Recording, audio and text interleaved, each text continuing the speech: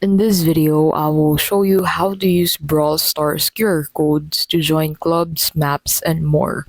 So the first thing that you'll need to do is to go ahead and open your QR scanner on your device and then face your camera into the QR code. And then in here, click on open in browser.